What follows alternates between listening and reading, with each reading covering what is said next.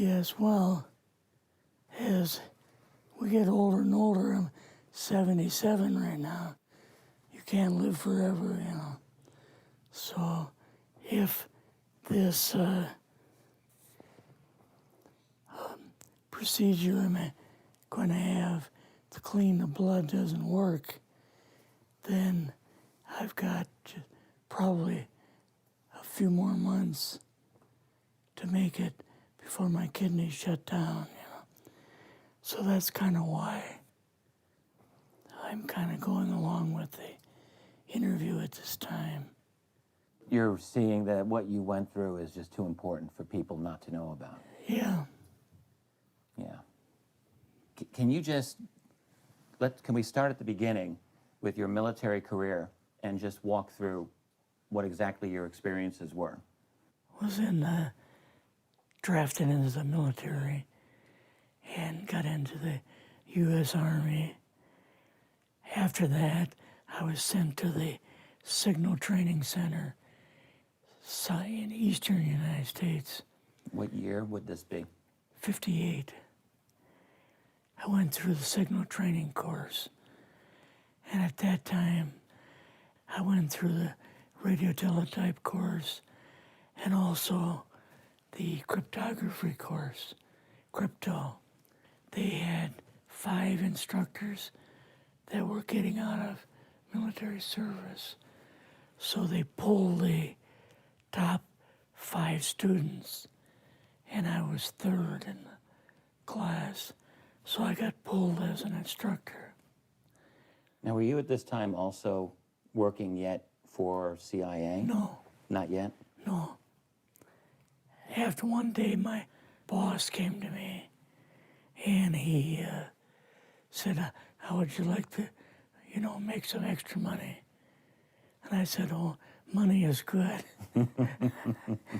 So he's explained to me that he could put it through, would have to get a top secret White House Q clearance for the job, And I thought, boy, must be a pretty exclusive thing, And I said, well, what is this? And he said that I'm director for the CIA for Eastern United States, And I said, oh, I didn't know that. And he said, you weren't supposed to. After about 6 weeks, my security clearance came through, and I got my CIA card. It was an ID card, like a credit card, where I could just go up to the door and slice it, walk right in. And my name at that time, I used a artificial name too. Never used my real name. I started working with him on the project he was on, and that was Project Blue Book, which was kind of partially a fraud. You're saying some of the Blue Book cases were, Yes. were completely fictitious? Yes. But the cases that we got came from, I think it was Fort Belvoir, Maryland. Fort Belvoir? Yeah, and it didn't come from the Pentagon, or it didn't come from CIA headquarters. But we would get reports about a certain sighting that they had in Mexico or Italy or something like that. And then we had people that would follow through on it, that would go out and interview the people to see if they were nutcases or if it was real, So they'd be going overseas frequently? I wasn't, but I always stayed statewide. But the people we had working with us from the CIA would do that. We would get like a new report probably a couple times a week. I was coming into the Army fresh off the farm, so I really didn't have much knowledge of anything, but my boss filled me in on Project Blue Book and what they had found so far. as far as grays and aliens and the Roswell incident. How did you feel when this first got dumped on you? When you first learned about this? I was just kind of overwhelmed with all of this, you know. And I said to him, I don't know if I'm going to be able to be a judge of this type of thing. What's real, what's not, when I don't have much knowledge of it, you know. So... What did he say? He said, well, we have to build the information as we go, and you'll see how this thing is working out. And then the other thing is, of course, you really weren't able to tell family or close friends, obviously. No, I couldn't tell anybody. In fact, I had to take a vow that I wouldn't tell anybody. A lot of it for 40 years, and more of it for 50 years, which is up in 2010. You're doing all this crypto work. You're looking at images, photographs, video. It's 1958, maybe the fall of 58. What happened after this? At that time, the Project Blue Book thing kind of went pot, you know. If you remember, back in those days, they kind of declared it as a nothing, you know. Mm-hmm. Right. And they were telling the world all UFOs are misidentifications, hoaxes, balloons. Psychological issues, whatever. Yes. Yeah. So my boss came to me and he says, we've both got a new assignment. And he says, oh, I said, where are we going? Oh, he says, we're going to the Capitol. We're going to be part of the Eisenhower push. He's trying to find out something about all about these aliens that MJ-12 was supposed to find out, but never sent back reports to him. The MJ-12, the UFO control group, were they calling it MJ-12 at that time? Yes. They called us in, went into the Oval Office, and President Eisenhower was there and Nixon, and they said, we called the people in from MJ-12 from Area 51 and S4, but they told us that the government had no jurisdiction over what they were doing. So being a general, past general, you didn't tell them to go to hell without any real good reason, you know. Mm-hmm. So he said, I want you and your boss to fly out there. I want you to give them a personal message. And he says, I want you to tell them, whoever is in charge, tell them that to get in, they have this week, coming week, to get into Washington and to report to me. And if they don't, I'm going to get the First Army from Colorado, and we're going to go over, we're going to take the base over. I don't care what kind of classified material you got. We're going to rip this thing apart. Eisenhower was going to invade Area 51. Yeah, with the First Army. So you go out with your superior. Yes. You fly out. You land. What happens? Can you describe this whole process, what you saw? It took us the 13 or 15 miles south to S4 and like different garage door openings. Okay.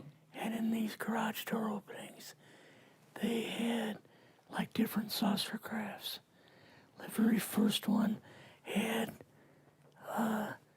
the Roswell craft in. It was kind of crashed up, but apparently every alien that was in it died except for a couple. So you see the Roswell craft, and what are some of the others that you see? Well, the Roswell craft was really strange because it looked like real heavy aluminum foil. We could rock next to it, and you could rock it. The whole thing probably weighed 150, 300 pounds. Could they tell what the source of power was of this craft? Yeah, it was like a reverse gravitational thing of some kind. In fact, one later on, I got the mathematical code for reversing gravity in a 3x5 card. I guess there are different types of grays and so on. How did you see that evidence? Well, at the later on at S4, we viewed the autopsy film, and then the colonel said, "What we've got in here is we're interviewing a gray alien." All right, right there. How did you feel at that moment? Well, I thought, boy, we had no idea we were going to see the real thing. All we saw was film. You had to have a little bit of heart racing at that Yes. moment. My boss was able to go in and had like a partial interview with him. So what did this gray alien look like? Could you describe him a little bit? This one looked a little bit oriental. So I'm just wondering if it looked almost human, what about this didn't look human? No, it didn't look human as far as the skin tone and basically the shape of it and the size. How was its head size compared with a normal human, for example? Brain was kind of a little bit bigger. And some of the nose was very, very small. And the ears were just like holes. Mouth was very small. Now, why were they bringing you out here at all, anyway, to see an alien? What was the point? To go back and tell the president they actually had one. So he did not know at this point No, if there was an alien at S4. no. What did you do then at Area? Were you done, or did you have other things to do at Yeah, so S4? basically we were kind of done, went back to Area 51. They took us into the main building, and there we saw a U-2, which of course we didn't know existed. And a model of the SR-71. Yeah, the Blackbird. So, but like I mentioned earlier, it was not a model of the current Blackbird, It's an earlier version. but an early version. Did you go directly to Washington after this? Yes. Or did you go somewhere else? How did they get, did you fly regular airline or? We flew back to the commuter plane back to the air base, and then took President Eisenhower's Lockheed Electra back to Washington. You and your supervisor, Yeah. superior officer, and now you're meeting with the president? Yes. Can you describe this? Well, we met with him in, the second story of the old OSS warehouse building. And Eisenhower and Nixon were there, and also Hoover was there. So he asked us what was going on, and we told him about the alien and the whole situation, and the black projects and so on, and he was just totally shocked. He appeared for the first time to be worried, like he was worried. I would think that Eisenhower would, he certainly knew that flying saucers were real. Yes. He knew that there were aliens. So I guess I'm just wondering, what would he have been, really surprised about? Surprised about the black programs. Eisenhower said, got to keep this thing completely secret. You know, can't talk about this. Your actual name is, I mean, the name you grew up with, that was a different name than what you Yes, had in the I never service. used it in the CIA at all. Now, what about today? You're going on the public record, and this is still sensitive information, even though earlier you talked about, you know, security oaths that maybe expire after a certain period of 50 time, years. but you're still concerned. Linda Moldenhau's phone call, her phone was tapped, and they got my phone number, and through the telephone company, they're able to find me, and so on. When they found you, what happened? I was going to a grocery store. Two guys in a black suits come out of a black Lincoln town car and came over to see me. And they told me that I better not publish anything or talk to Linda about any more things. So at that time, I did, you know, I stopped. That was enough to intimidate you. Yes. Rather remain anonymous. Never show my face on anything. Really, thank you for doing this.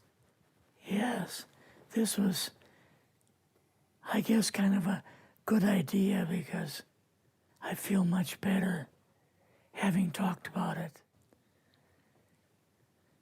I kind of feel like there's a load off my shoulders Really. because I had an awful lot of secrets that I had kept over the years.